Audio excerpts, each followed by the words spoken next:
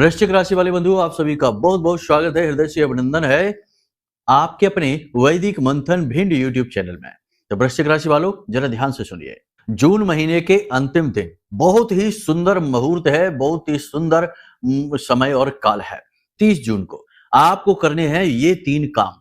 भयानक से भयानक मुसीबत में यदि आप पड़े हुए हैं, दरिद्रता ने चारों तरफ से आपको घेर लिया है, आपका हर एक काम बिगड़ता चला जा रहा है, संतान सुख प्राप्त नहीं हो पा रहा, धन दौलत से आप वंचित चल रहे हैं, कर्जा आदि व्याधि परेशानियां, तंत्र मंत्र नकारात्मक ऊर्जा, किसी भी प्रकार की परेशानी क्यों ना हो, हर प्रकार की परेशानी से मुक्त होने के लिए आपको करने होंगे ये 3 काम। जी हाँ बंधु, ये 3 काम 30 तारीख को यानी कि जून महीने के अंतिम दिन आप यदि कर लेते हैं तो आपके जीवन में हर प्रकार की परेशानी, कष्ट, दुख, तकलीफ कब गायब हो जाएंगे आपको पता ही नहीं चलेगा। अब 30 जून को ऐसा क्या है, इसके विषय में हम अभी आपको आगे बताने जा रहे हैं। और कौन से हैं वो 3 काम जिनको करने से आपके जीवन में हर कष्ट, हर बाधा, हर परेशानी से आपको मुक्ति प्राप्त हो जाएगी। इनके विषय में भी आपको विस्तार से बताएंगे। साथ ही आने वाले 3 से 5 दिनों की सटीक भविष्यवाणी करेंगे। 7 बड़ी भविष्यवाणियां पूरी सलाह, पूरी एडवाइस के साथ आपको बताएंगे। केवल ये नहीं बताएंगे कि क्या घटेगा, ये भी बताएंगे कि उस समय आपको कैसा व्यवहार करना है। यही तो गुरु का कार्य है और यही होगा सर्वश्रेष्ठ ज्ञान, पूर्ण ज्ञान। जी हाँ, एक बात तो निश्चित है बंधुओं कि जो भी व्यक्ति आज इस कार्यक्रम को देख लेगा वो अपने जीवन से दुखों को मिटाने में पूर्ण रूप से सक्षम होगा, कामयाब होगा, महामाई की पूरी कृपा उसे प्राप्त होगी। और नवरात्रि के इन विशेष दिनों में, समय और काल में देवी का जागरण उसके घर में होगा, शक्ति का जागरण उसके घर में होगा और फिर वह पीछे मुड़कर कभी नहीं देखेगा, क्योंकि उसके साथ महामाई हर वक्त रहने वाली हैं, चलने वाली हैं। बात बहुत बड़ी है, हम आपसे कह रहे हैं, लेकिन ये बात सत्य है। ये आगे कार्यक्रम में जैसे जैसे आप आगे बढ़ेंगे आपको पता चलता जाएगा। बातों को बिल्कुल भी हल्के में मत लेना। जो भी कुछ हम आपको बता रहे हैं वो सारी बातें बिल्कुल प्रैक्टिकल हैं, व्यवहारिक हैं, इन्हें आजमाया हुआ है और इनकी सत्यता पूर्ण रूप से साबित हो चुकी है, तभी आपको हम बताने जा रहे हैं। आप जानते ही हैं कि हम कोई भी हल्की बात नहीं बताते हैं, क्योंकि हमने महामाई को साध रखा है, माई की साधना में समय दिया है और कोई भी हल्की फुल्की बात करके हम महामाई के इस पुण्य प्रताप और इस कृपा को लजा नहीं सकते हैं। यानी कि जो भी कुछ बताएंगे वो प्रमाणिक होगा, प्रभावशाली होगा, जीवन उपयोगी होगा, आपको आगे ही बढ़ाएगा, किसी भी कीमत पर पीछे नहीं ला सकता है।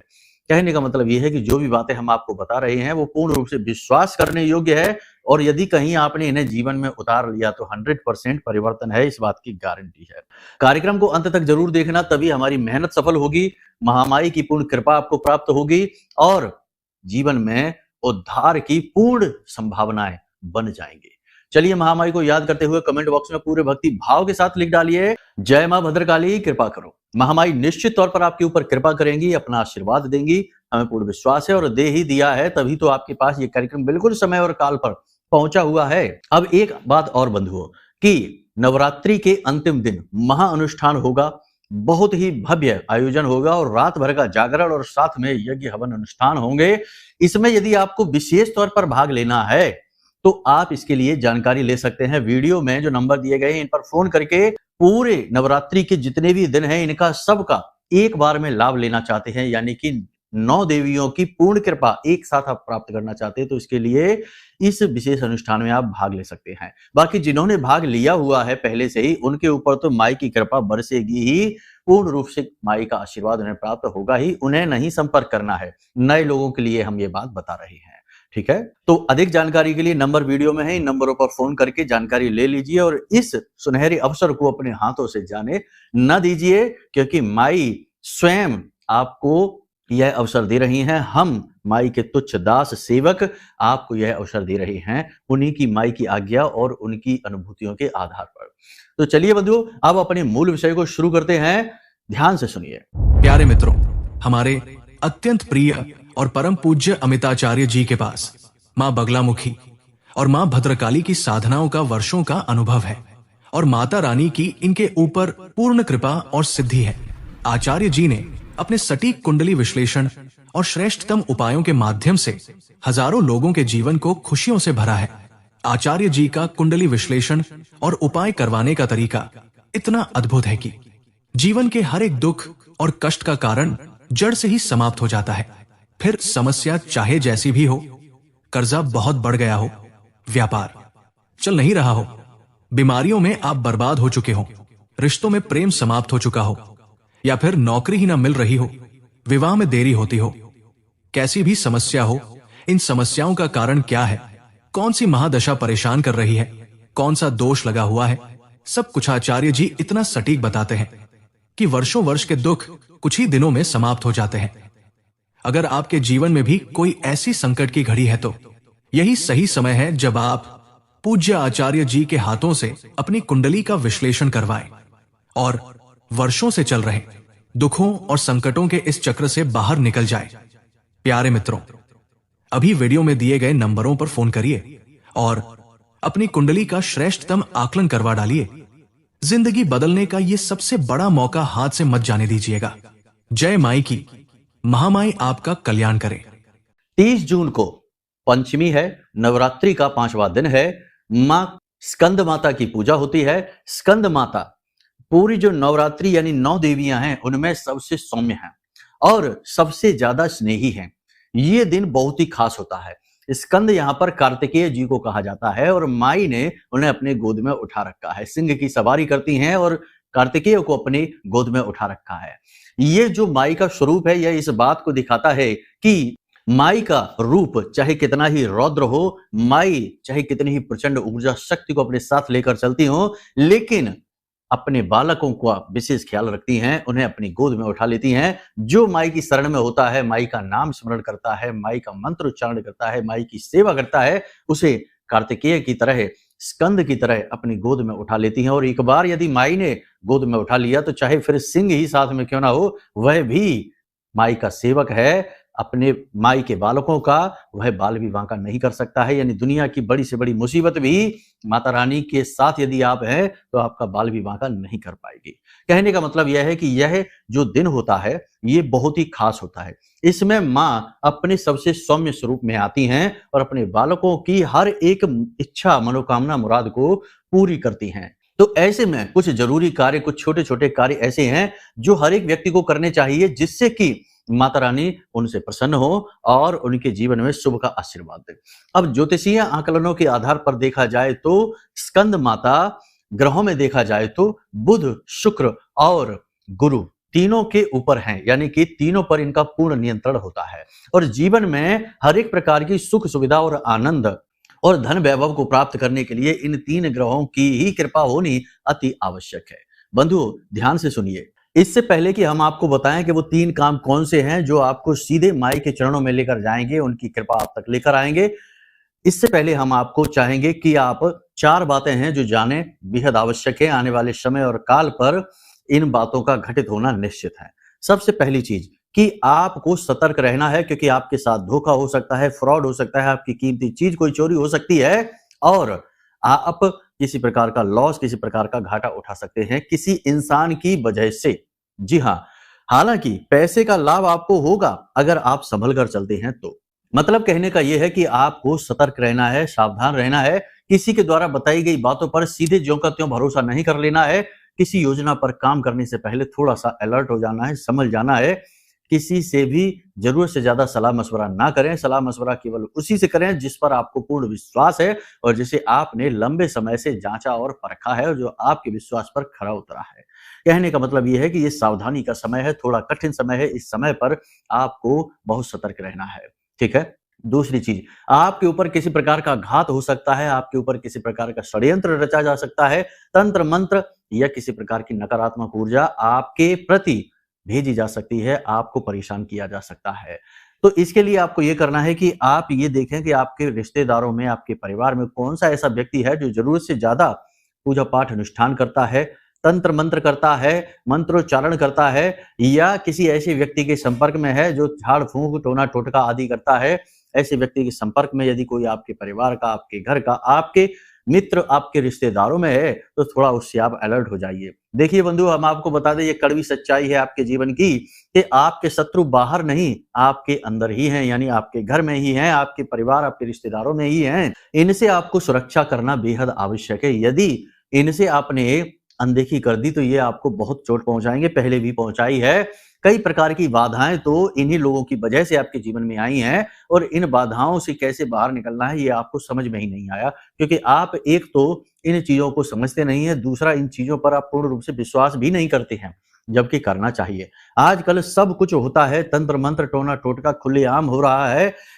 हमने एक वीडियो देखा था, किसी ने, हमारे शिष्य ने हमको दिखाया था सोशल मीडिया पर, जिसमें कि एक फुटबॉल का मैच चल रहा है और एक विशेष खिलाड़ी है जो बहुत अच्छा खेल रहा था। तभी वहां पर जो भीड़ होती है, जो बैठे होते दर्शक, उनमें एक व्यक्ति किसी गुड़िया को ऐसे सुई से चुभा रहा था, डॉल को, और वो खिलाड़ी वहां पर तड़पना शुरू हो जाता है और उसे बहुत तेज दर्द होने लगता है और उसे खेल से बाहर होना पड़ता है। तो ये तंत्र मंत्र ही तो है। वही खिलाड़ी की उसने गुड़िया बनाई, उसे मंत्र से जागृत किया और प्रतिष्ठित करके, प्राण प्रतिष्ठित करके, और उसके बाद उसने उसके ऊपर वार किया, और जैसे ही वार किया तो वहां वो खिलाड़ी तड़पने लगा दर्द से, जो कि बहुत अच्छा खेल रहा था। कहने का मतलब ये है कि ये तंत्र का जागृत, देखो आजकल ये चीजें खुलकर बाहर आ रही हैं, क्योंकि अब सबके पास कैमरे हैं, सबके पास मोबाइल हैं, सब अपने आप में होशियार हैं, इन चीजों का प्रयोग बहुत अच्छी तरीके से करना जानते हैं।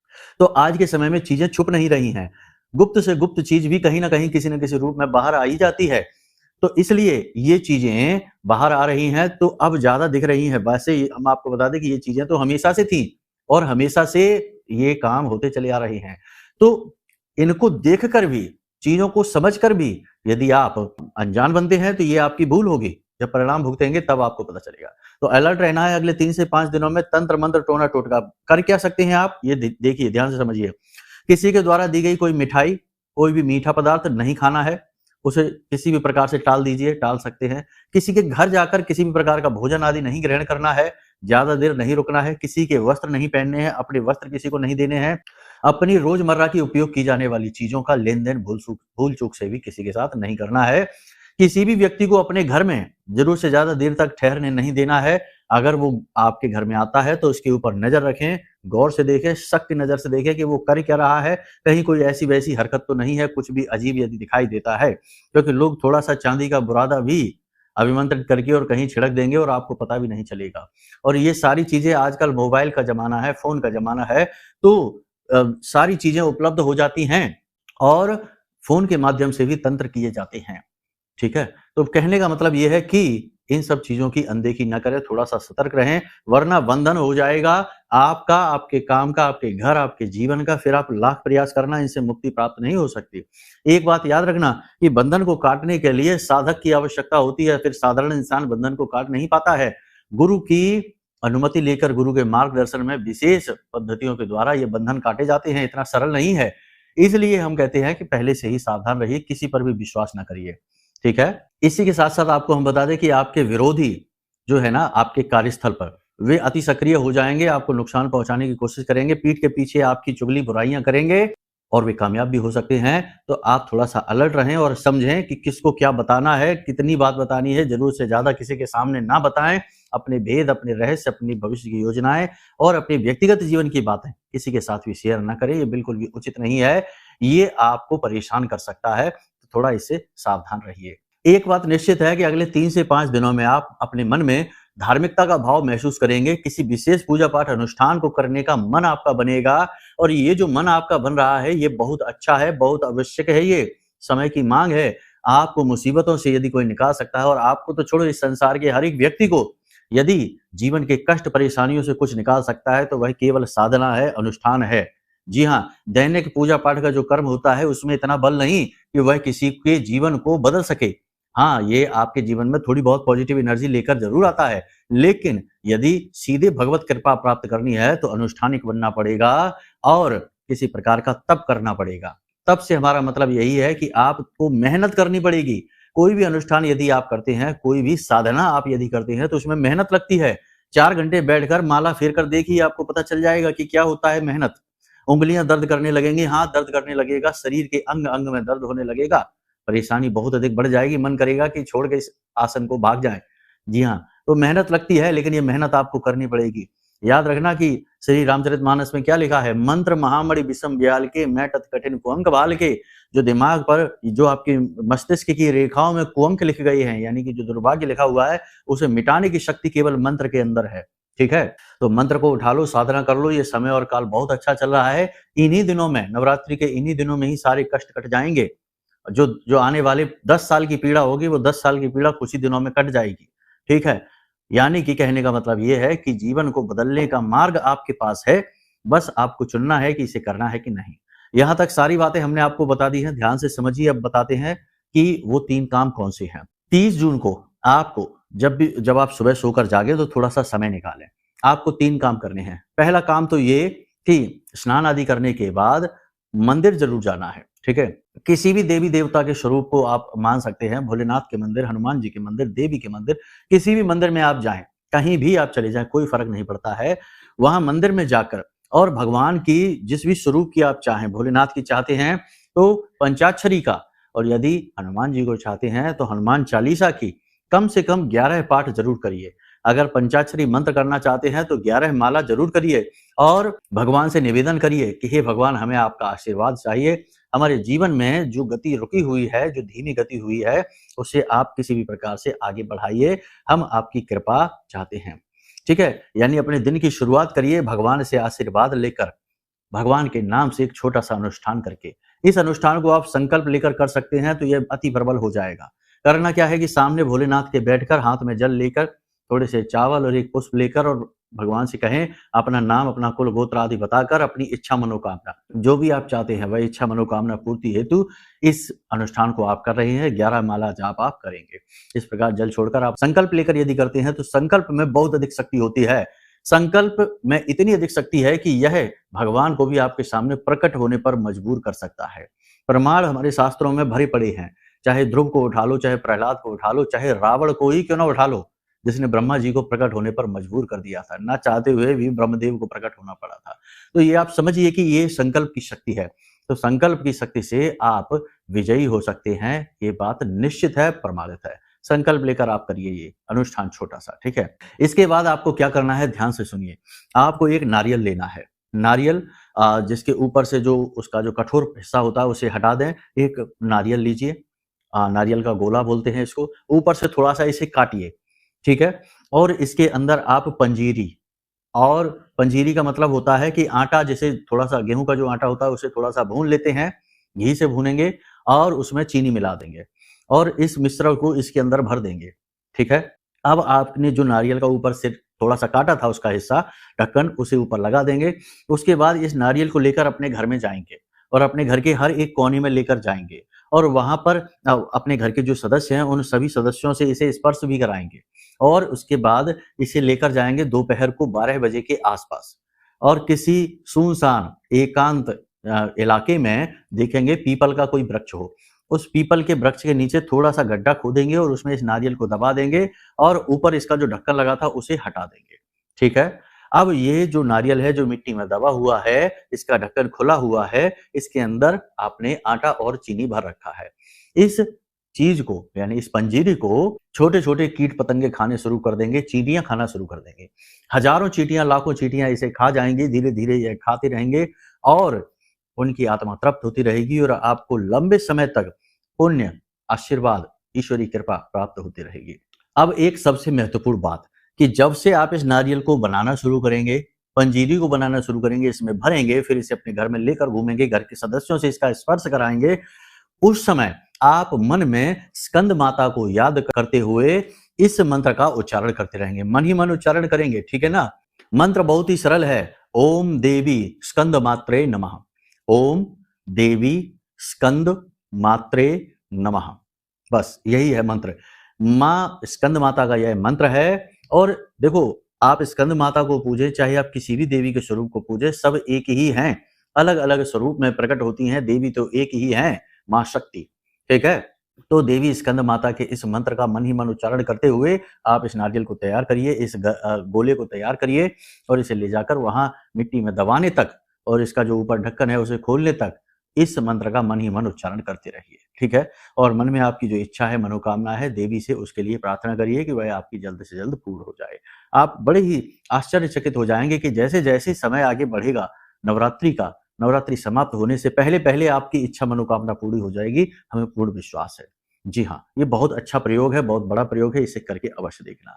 तीसरा काम आपको क्या करना है, शाम के समय या दोपहर के बाद के समय में कभी भी आप अपने गली मोहल्ले में जो छोटी-छोटी कन्याएँ हैं, जिनकी उम्र 9 वर्ष से कम है, इन कन्याओं को खट्टी-मीठी, रंग-बिरंगी जो गोली होती है, जिन्हें चॉकलेट कहते हैं, जो भी आप कह सकते हैं, बच्चे बहुत खाते हैं इन चीज़ों को।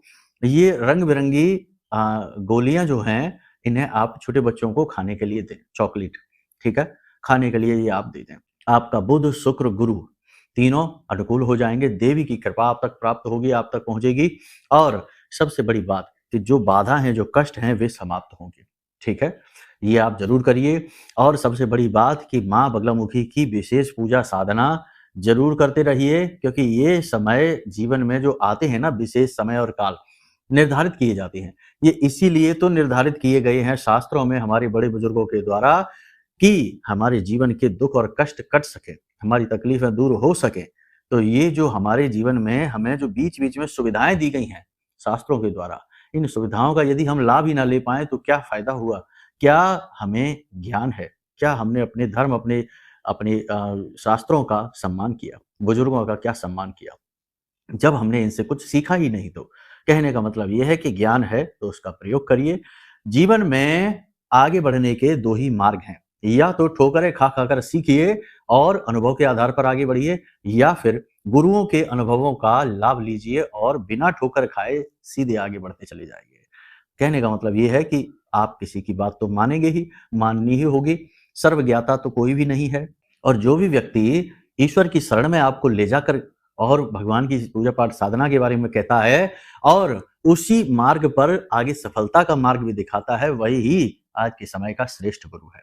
बाकी तो आजकल लोग गुरु बनकर भी लूट रहे हैं, हज़ारों रुपए लूट लेते हैं और होता जीवन में कुछ भी नहीं है। आश्चर्य की बात तो यहाँ तक है कि बहुत सारे गुरु तो ऐसे भी हैं जो ये कह देते हैं कि हनुमान जी की पूजा ना करो वरना आपका मंगल और ज़्यादा भारी हो जाएगा, देवी की पूजा ना करो वरना आपका शनि भारी हो जाएगा। बड़ी-बड़ी विचित्र बातें लोग करते हैं, यानी कि भगवान की पूजा पर भी निषेध लगा देते हैं कि इनकी पूजा ना करो वरना आपकी कुंडली में ग्रह खराब हो जाएँगे। बड़ी ही विचित्र बात है। कुंडली के जो 9 ग्रह हैं, इन 9 ग्रहों के खुद के अपने आराध्य देव हैं, यानी 9 ग्रह भी जिन देवी देवताओं की पूजा पाठ करते हैं, उन देवी देवताओं की पूजा करने से कुंडली के ग्रह खराब हो जाएँगे। हमारे पास कुछ ऐसी कुंडलियाँ आती हैं, जिनमें लोग ये कहते हैं कि गुरुजी हमारे संपर्क में एक और एस्ट्रोलॉजर हैं, गुरुजी हैं हमारे, उन्होंने हमसे कहा कि आप हनुमान जी की पूजा ना करो, वरना आपका मंगल और ज़्यादा खराब हो जाएगा। किसी ने कहा कि आप देवी की पूजा ना करो, जितनी पूजा आप देवी की करेंगे उतना ही आपकी कुंडली में शनि खराब होता चला जाएगा। बड़ी विचित्र बात है, हमें तो सुनकर बड़ा झटका लगा, आश्चर्य हुआ कि भाई भगवान की पूजा करने से कभी ग्रह खराब होते हैं? लेकिन ये भी हो रहा है। इस कलयुग में ना जाने क्या-क्या देखने सुनने को मिलेगा, ना जाने क्या-क्या होता रहेगा। विचित्र है। हमारा अनुभव तो ये कहता है कि आपने यदि किसी की भी पूजा पाठ अनुष्ठान मन से उठा लिया, चाहे वो हनुमान जी हों, चाहे शिव जी हों, चाहे कोई भी हो, ठीक है? तो दुनिया का कोई भी ग्रह, कोई भी नक्षत्र, कुछ भी आपका बाल भी बांका नहीं कर सकता है। ये साधना की शक्ति है, जो ग्रह नक्षत्रों से ऊपर उठ जाती है, ठीक है?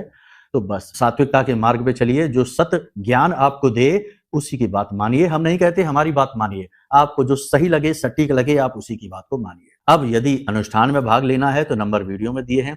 कुंडली की बाधाएं समझनी है और ग्रहों से जुड़े हुए सटीक उपाय चाहिए तो कुंडली विश्लेषण करा लीजिए, नंबर वीडियो में दिया गया है। छोटी सी एक दक्षिणा लगेगी और आपकी कुंडली का विश्लेषण कर दिया जाएगा, हम आपको सटीक उपाय दे देंगे। तो चलिए बंधु, आज के इस कार्यक्रम को यहीं विराम देते हैं। हमेशा हंसते रहिए, मुस्कुराते रहिए, सकारात्मक रहिए, महामाई पर अपनी आस्था और विश्वास जरूर बनाकर रखिए, क्योंकि आपका उद्धार तो वहीं से होना है। तो प्रेम से बोलिए जय माई की।